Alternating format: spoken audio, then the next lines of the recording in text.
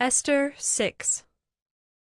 On that night the king could not sleep, and he gave orders to bring the book of memorable deeds, the Chronicles, and they were read before the king. And it was found written how Mordecai had told about Bigthana and Teresh, two of the king's eunuchs who guarded the threshold, and who had sought to lay hands on King Ahasuerus.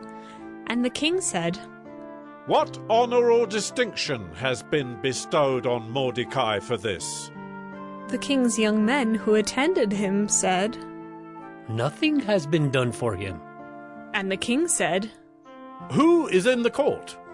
Now Haman had just entered the outer court of the king's palace to speak to the king about having Mordecai hanged on the gallows that he had prepared for him. And the king's young men told him, "Haman is there, standing in the court." And the king said, "Let him come in."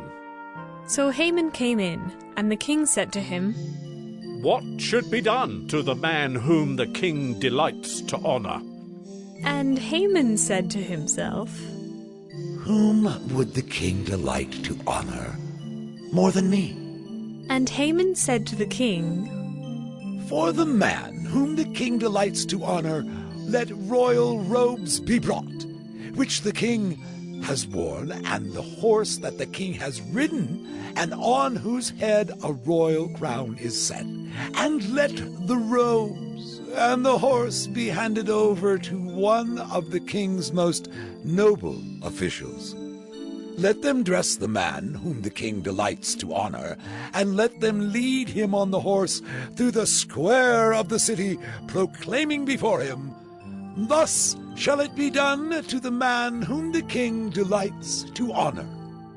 Then the king said to Haman, "Hurry, take the robes and the horse, as you have said, and do so to Mordecai the Jew, who sits at the king's gate. Leave out nothing that you have mentioned." So Haman took the robes and the horse, and he dressed Mordecai and led him through the square of the city, proclaiming before him, "Thus shall it be done to the man whom the king delights to honor." Then Mordecai returned to the king's gate. But Haman hurried to his house, mourning and with his head covered. And Haman told his wife Zeresh and all his friends everything that had happened to him.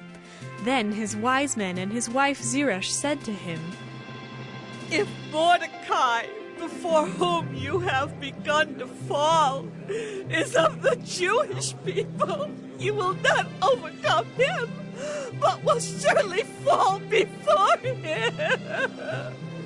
While they were yet talking with him, the king's eunuchs arrived and hurried to bring Haman to the feast that Esther had prepared.